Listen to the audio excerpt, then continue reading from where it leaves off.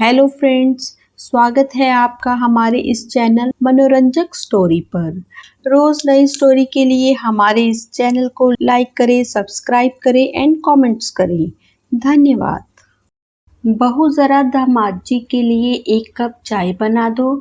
Sushma ji drawing room से ही अपनी दामाद के बगल में बैठे बैठे ही अभी दोपहर के काम से निपटी अपनी बहू नेहा को आवाज दी तो ना चाहते हुए भी नेहा को, जो अभी अपने कमरे में कमर सीधी और गर्म बॉटल से सेक करने को लेटी ही थी कि निकलकर उनके लिए चाय बनाने आना पड़ा।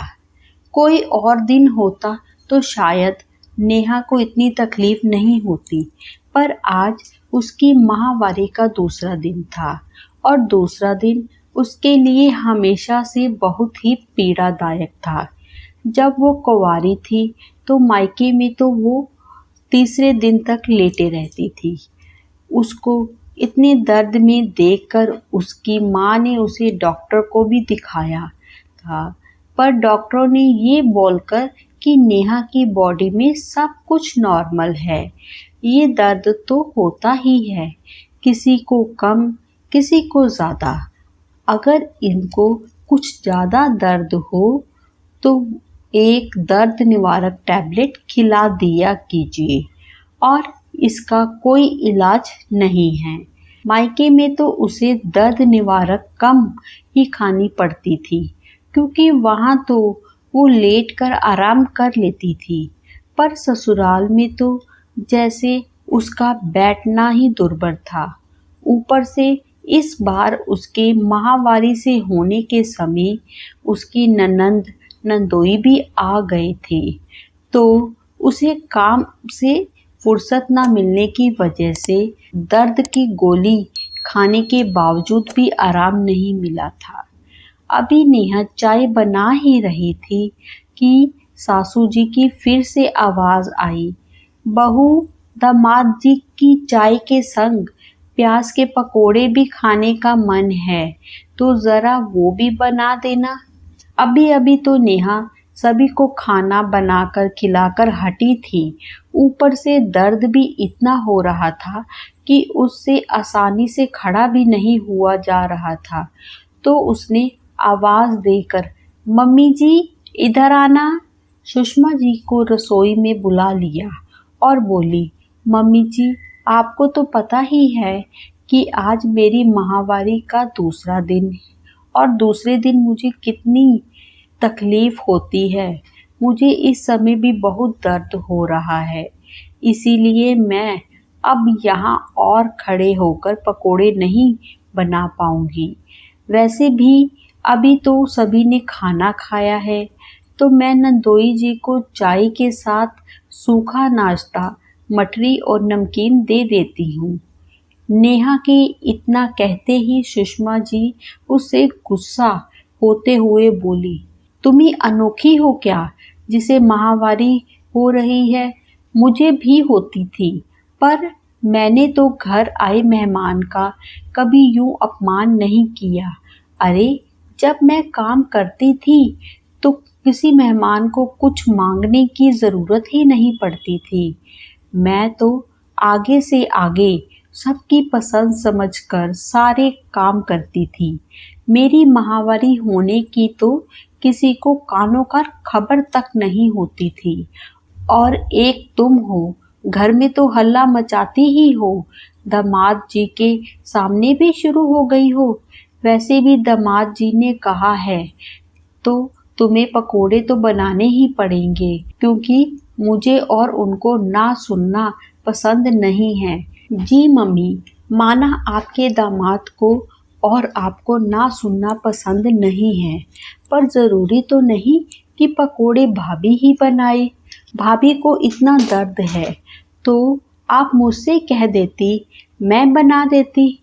और आपने सोचा है कि इतनी तकलीफ में भाभी से ज़बरदस्ती पकोड़े बनवा कर अपने दामाद को खिलाएंगी, और उन्हें इस बारे में भनक भी लग गई तो उन्हें कितना बुरा लगेगा। वो तो मुझे भी दर्द में कभी कोई काम नहीं करने देते। अपनी सास की बातें सुनकर नेहा कुछ बोल पाती उससे पहले ही उसकी ननंद अपनी माँ से बोली, तो उनकी थोड़ी सहानुभूति पाकर नेहा की आंखों में अब तक रुके आंसू झलझला पड़े, जिन्हें पोंछते हुए उसकी ननंद फिर एक बार बोली, आपको बताना चाहिए था ना भाभी कि आपको दर्द है। मैं आते ही रसोई में आपकी हेल्प कराने आ जाती। आप जाइए, आराम कीजिए, पकोड़े मैं बनाती हूँ। ये बोलकर नेहा की ननंद ने नेहा को कमरे में भेज दिया।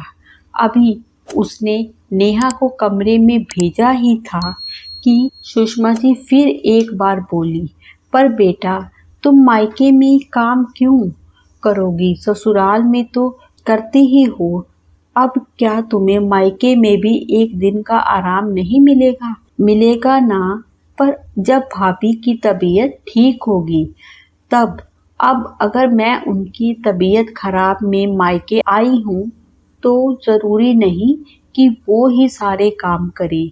अगर आज भाभी की जगह मैं होती और मेरी ननंद नंदोई आए होते, क्या तब भी आप मुझसे ही मेरे नंदोई के लिए पकोड़े बनाने को कहती? नहीं ना मम्मी, मैं बताती हूँ आप क्या करती। आप मुझे आराम करने को भेजकर खुद यहाँ रसोई में काम करने लगती, है ना मम्मी? तो फिर भाभी के साथ ऐसा व्यवहार क्यों? एक बात कहूँ मम्मी जी, आज आपके हाथ पैर चल रहे हैं तो आप भाभी पर दोष जमा रही हैं, पर मत भूलिए कि आपके इस व्यवहार से उनके मन में जो गांठ पड़ जाएगी वो कभी नहीं खुलेगी, और फिर जब बुढ़ापे में वो आपकी सुनना बंद कर देंगी तो आपको ही बुरा लगेगा। इसीलिए कह रही हूँ कि भाभी से ज़बरदस्ती के नहीं, दिल के रिश्ते बनाइए। और फिर ये तकलीफ़ तो हम सभी औरतों की है, दर्द तो सभी को होता है, किसी को कम तो किसी को ज़्यादा। जब हम ही इस बात को नहीं समझेंगे तो हम किसी और से समझने की क्या उम्मीद करेंगे। और फिर आपको तो अपने दामाद को पकोड़े खिलाने से मतलब है, उसे मैं मनाऊं या भाभी, क्या फ़र्क पड़ता है। अपनी बेटी की बातें सुनकर सुषमा जी यहाँ इस सोच में थी कि उनकी बेटी इतनी सयानी हो गई है जिसने इतने अच्छे से बात को बढ़ने से रोक लिया। वहीं नेहा को अपनी ननंद की सहानुभूति से बहुत सहारा मिला था। एक ननंद अपनी भाभी की मदद करके खुश थी और नंदोई जी अपनी बीवी के हाथ के पकोड़े खाकर। जब भी हमारे रिश्ते की कोई महिला माहवारी के उन मुश्किल दिनों में हो और हम वहाँ मौजूद हों तो हमें अपना ऊंचा नीचा रिश्ता पकड़कर बैठे नहीं रहना चाहिए, बल्कि आगे बढ़कर उनकी मदद करनी चाहिए। इससे हमारा मान भी बढ़ेगा और उस महिला के दिल में सम्मान भी। धन्यवाद।